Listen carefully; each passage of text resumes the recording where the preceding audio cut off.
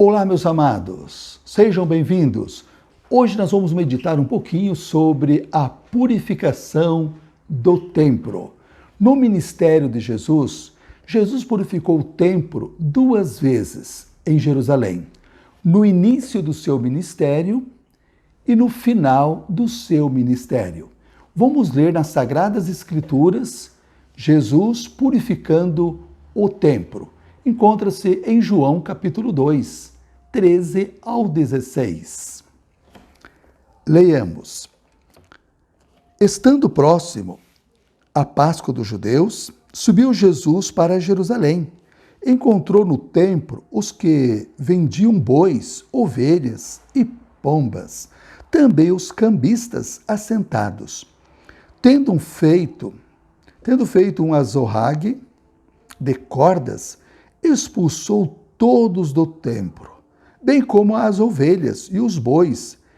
Derramou pelo chão o dinheiro dos cambistas, virou as mesas e disse aos que vendiam as pombas: Tirai daqui essas coisas, não façais da casa de meu pai casa de negócio. Então, meus amados, aqui no início do ministério de Jesus foi para Jerusalém. Chegando no templo, ele viu ali as multidões influenciadas pelos líderes religiosos. Ali eles estavam com bois, com ovelhas, para o sacrifício, mas eles vendiam. O que predominava ali era a ganância, o egoísmo. Ali as pessoas trocavam os dinheiro, os cambistas estavam ali. Então a Bíblia diz que Jesus fez um chicote de cordas. Jesus não bateu em ninguém. Em nenhum lugar a Bíblia diz que Jesus pegou o chicote e desceu. Não. Ele levantou aquele chicote. O seu olhar penetrante parecia ser um juiz divino. E as pessoas então fugiam da sua presença. A Bíblia nos contou que Jesus virou as mesas dos que trocavam ali o dinheiro, dos vendedores, soltou as gaiolas dos pombinhos, dos passarinhos, e Jesus expulsou todos. Jesus disse: Não façais da casa de meu pai um covil, uma cova de ladrões, de salteadores. Amados, aquelas pessoas que estavam ali, a maioria, não estava ali para adorar a Deus, não estavam ali para oferecer um sacrifício que representava o sacrifício de Jesus, como era desde o Antigo Testamento, os sacrifícios de animais, que Deus tinha dado orientações que representava o sacrifício de Jesus. Mas as pessoas estavam ali atrás do que? De lucros, dinheiro.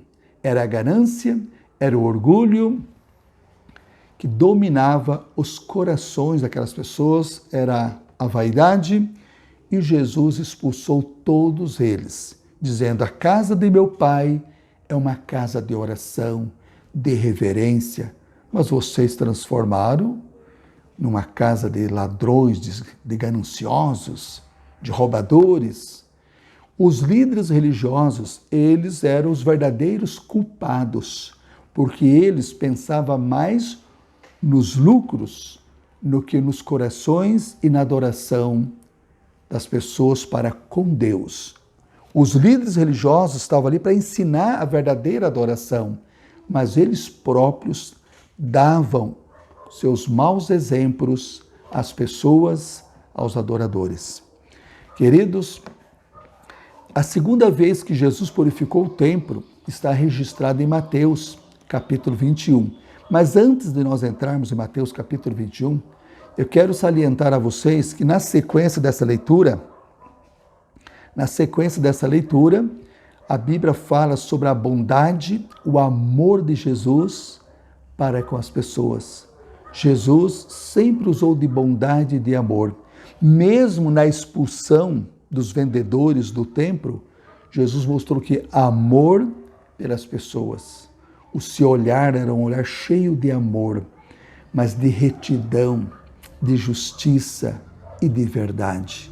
Então as pessoas com má intenções não conseguiam ficar na presença de Jesus. Vamos ler, meus amados, agora Mateus capítulo 21. Mateus capítulo 21, o versículo 12 e 13. Tendo Jesus entrado no templo, expulsou todos os que ali vendiam e compravam, também derrubou as mesas dos cambistas, as cadeiras dos que vendiam pombas, e disse-lhes: está escrito, a minha casa será chamada casa de oração, vós, porém, a transformais em covil de salteadores. Um texto, um semelhante ao outro, porque as pessoas estavam no mesmo templo, vendendo, negociando. Isso foi agora no final do ministério de Jesus, próximo à Páscoa também.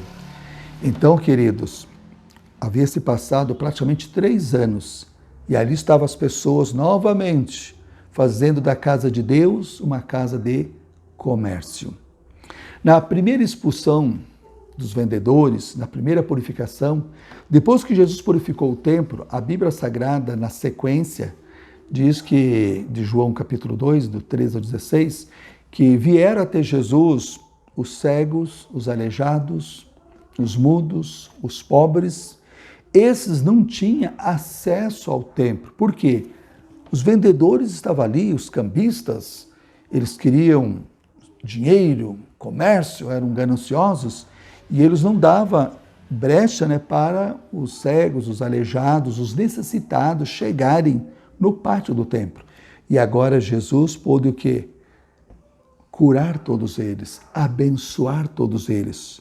Quando o templo ficou limpo desses ladrões, desses falsos líderes religiosos, então abriu o quê? Abriu o caminho para que os necessitados fossem beneficiados pelo verdadeiro Salvador, o verdadeiro benfeitor da humanidade. Vamos tirar 2 lições, meus amados, na purificação do templo nos dias de Jesus, no início e no fim do seu ministério. A primeira lição que devemos ter: devemos respeitar os átrios da casa de Deus, respeitarmos a igreja de Deus, o templo de Deus, termos respeito e reverência, porque Deus é santo e tudo aquilo que é feito na casa de Deus deve ser feito com ordem, com decência, com respeito, com amor e com adoração. Então devemos ter o quê? Respeito e amor pela casa de Deus, pelo templo e também pelo átrio, o pátio da casa de Deus.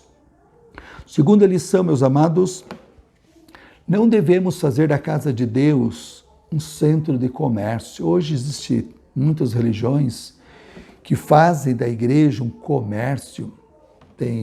Vendem, falam em negócios, fazem festas, tem até jogos dentro dos átrios da casa de Deus.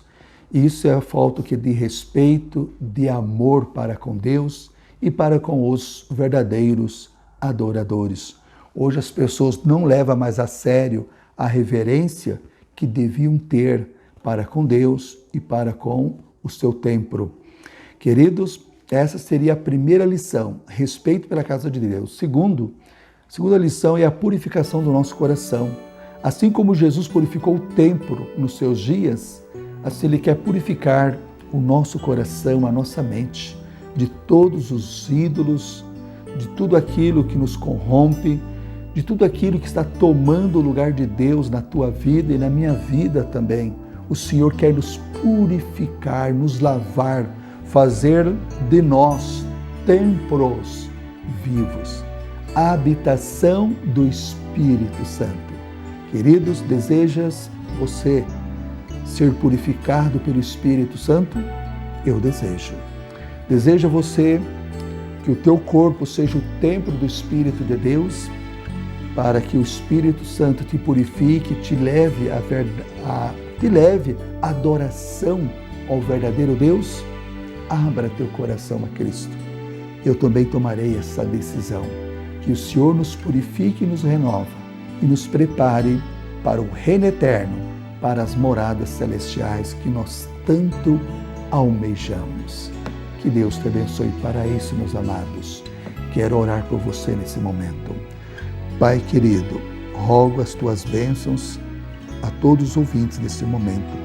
Aqueles que estão orando comigo nesse momento, conceda a tua bênção, a purificação, a preparação para o reino eterno.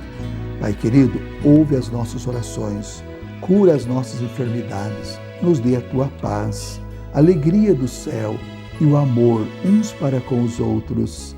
Ajuda nós termos reverência para a tua casa de oração, termos mais e mais amor pelas coisas santas, em nome de Jesus.